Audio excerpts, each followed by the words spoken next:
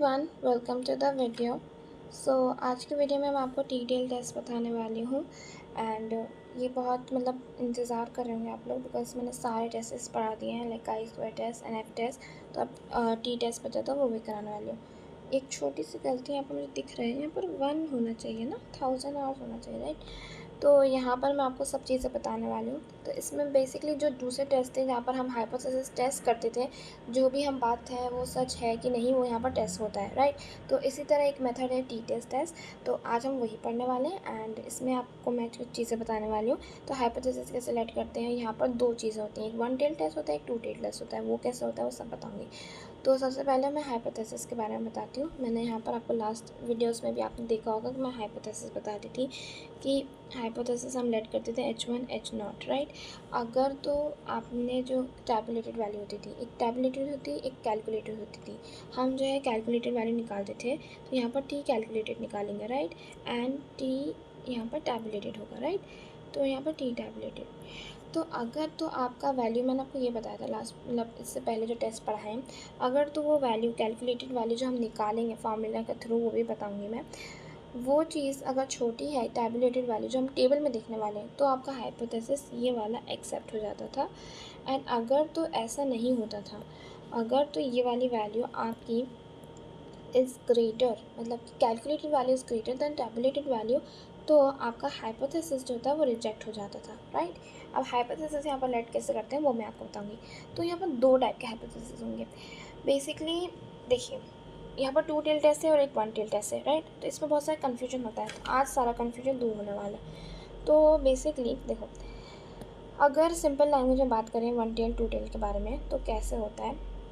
सबसे पहले अगर आपको जैसे सिंपल लैंग्वेज में दिया हुआ है, जैसे आप यहाँ पर क्वेश्चन में पढ़ूँ, can we accept the hypothesis that average life of bulb is 4000 hours.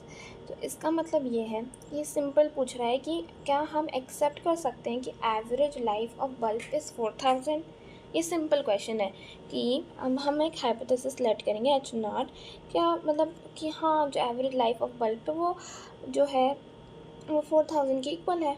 तो ये हो जाएगा H1 जो होगा, हाँ, एवरेज लाइफ जो आपने बोला वो H0 के इक्वल, मतलब कि 4000 के इक्वल नहीं है, ये H0 H1 हो गया, राइट। तो ये सिंपल लैंग्वेज है, मतलब बहुत ज़्यादा सिंपल, कि हाँ या ना के बारे में पूछ रहे हैं बेसिकली। मतलब ये है, एक तरह से समझ जाए, क्या तुम्हारी एज जो है वो 17 है, तो हम एक्सेप्ट हम लिख लेंगे कि हाँ, तुम्हारी एज 17 है। H1 जो होगा हमारा दूसरा हाइपोथेसिस, तो तुम्हारी एज 17 नहीं है। तो बेसिकली हाँ या ना के बारे में सिंपल लैंग्वेज। तो सिंपल जो वाले जो होते हैं वो 2 टेल टेस्ट होते हैं, ठीक है। तो सिंपल जो लैंग्वेज में दिया हुआ है, जैसे ये 2 टेल टेस्ट का है, ठीक है। अब आपको ये आइडेंटिफाई कर लिया कि 2 टेल टेस्ट हो गया, ठीक है। अब दूसरा 1 टेल टेस्ट कैसे डिफाइन करेंगे वो मैं बताती हूँ। जहाँ पर भी सिंपल नहीं है, बहुत कॉम्प्लिकेटेड दे दिया है कि मतलब कि you are greater than taller to me, ऐसा करके, या फिर you are greater than equal to me, मतलब जिसमें है ना कंपैरिजन हो। लाइक सपोज अगर ऐसा, अभी क्वेश्चंस में करवाऊँगी उसके भी, 1 टेल टेस्ट के भी, तो ऐसा होगा जैसे एवरेज जो रेनफॉल है नॉर्मल का, वो ग्रेटर देन जो है कोई और सी रेनफॉल का। मतलब बताना है कि एक सपोज एक कैरेक्टर ले लेते हैं जिसमें एक इंसान है, एक इंसान, 2 इंसान है, ठीक है। तो एक इंसान वो है बड़ा और एक इंसान है छोटा।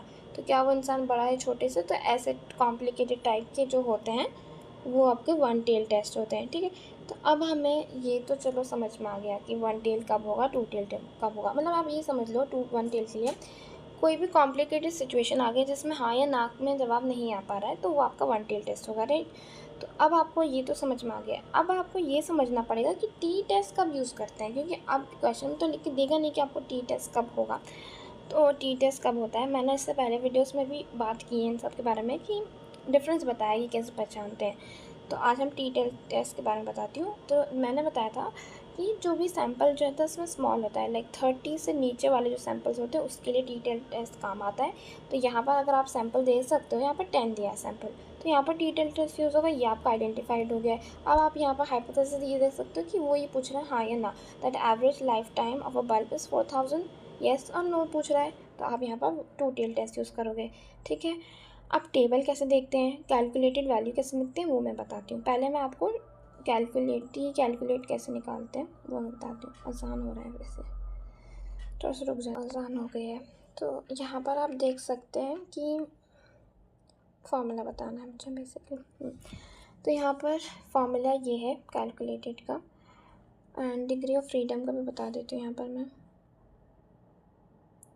उसका फॉर्मूला n-1 होता है, ठीक है। सो यहाँ पर आप एक चीज़ समझना है, बहुत सारी चीज़ें समझने को, बट कॉम्प्लिकेट नहीं करके सिंपल समझता है, ठीक है। जितनी ज़रूरत है उतना ही, ठीक है। कैलकुलेटेड वैल्यू x बार माइनस म्यू। अब म्यू क्या है, x बार क्या है, वो सब बताती हूँ। म्यू जो है मतलब कि पॉपुलेशन मीन को बोलते हैं म्यू, ठीक है। अब वो पॉपुलेशन मीन मतलब कि यहाँ पर टोटल मतलब पॉपुलेशन मीन होता है, ठीक है। और म्यू हो गया पॉपुलेशन मीन। एक्स बार मतलब सैम्पल मीन। सैम्पल का अगर मीन आपको दिया है तो वो आपका म्यू एक्स बार होता है, ठीक है। एस कैपिटल एस जो है वो होता है आपका population standard deviation, and n जो है वो आपका सैम्पल जो आपको दिया है, जैसे यहाँ पर 10 दिया है तो 10 लिखेंगे। अब उसका जैसे ऑब्वियसली उसका फार्मूला होता है जो कैपिटल एस है, जैसे स्टैंडर्ड डेविएशन ऑफ जो है पॉपुलेशन जो होता है, ये फार्मूला होता है एक्स माइनस एक्स बार का होल स्क्वायर n-1, ठीक है। ऐसे कैलकुलेट करेंगे।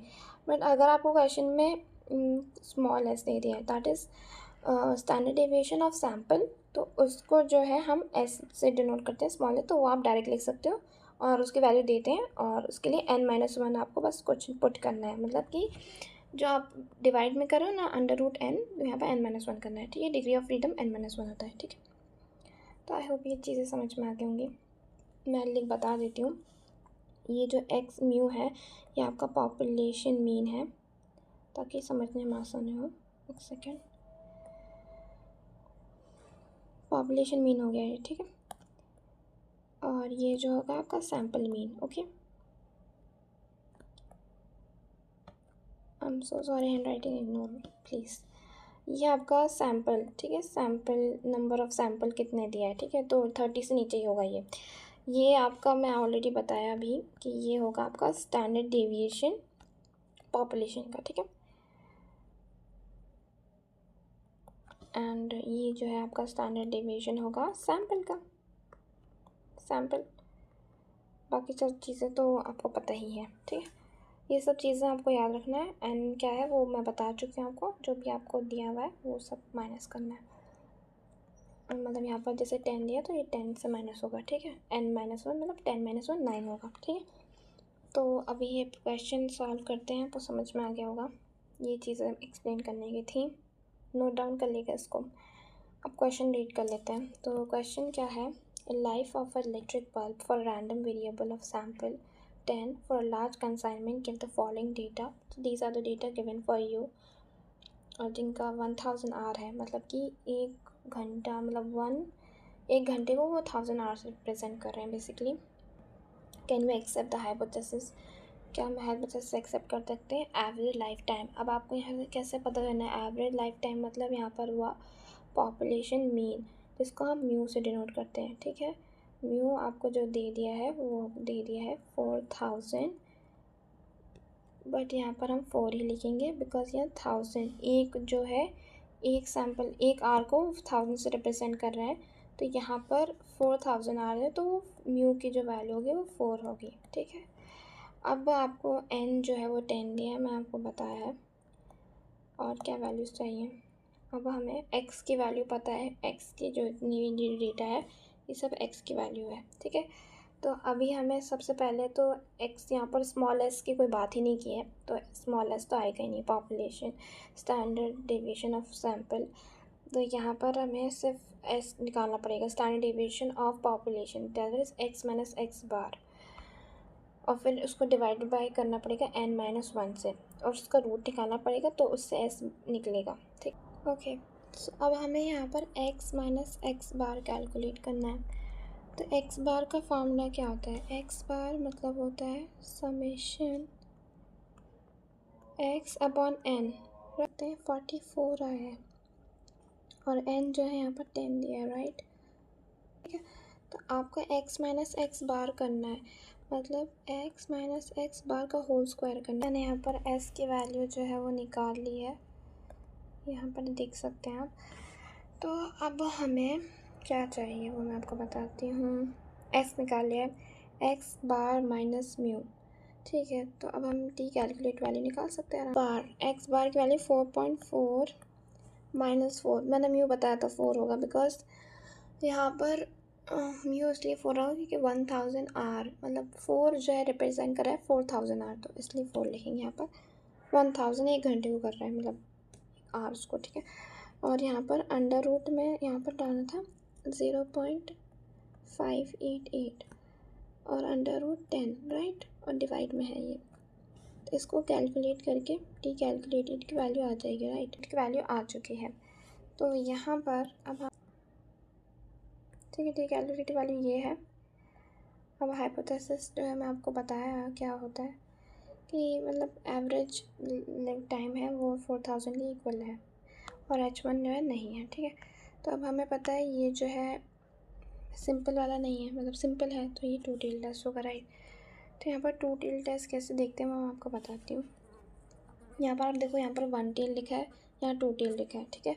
तो आपको जो है यहाँ पर 1 2 टेल के लिए देखना है, राइट। टू, अब यहाँ पर आपको कुछ वैल्यूज़ भी नहीं दिए, किस परसेंट सिग्निफिकेंस भी देना है, तो मैंने आपको हर वीडियो में बताया है कि टेस्ट की वीडियोस में, तो 5%, तो यहाँ पर 5% पे देखेंगे।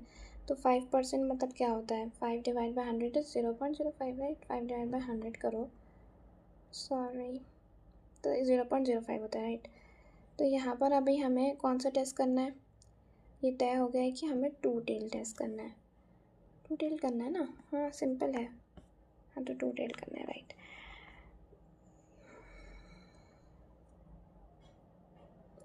तो टू टेल टेस्ट के लिए यहाँ पर गए, हमें 0.05 के लिए करना है, तो यहाँ पर सर्च करो टू टेल टेस्ट में 0. यहाँ पर डिग्री ऑफ फ्रीडम क्या है, 9, ठीक है। यहाँ पर 9 पे जाओ, तो मैं इसको पेन से करती हूँ। यहाँ पर देखो, यहाँ पर 9 पे गए, ये वाली रो 9 है, और यहाँ से यहाँ पर गए, यहाँ से नीचे गए, तो देखो वैल्यूज़ कौन सी आ रही है, ये जो वैल्यू आ रही है ये 2.2 2.262 राइट, 2.262 आ रही है, राइट वैल्यू। तो आपको ये देखना है कि ये वैल्यू छोटी है ऑब्वियसली, तो आपका हाइपोथेसिस एक्सेप्ट हो जाता है, ठीक है।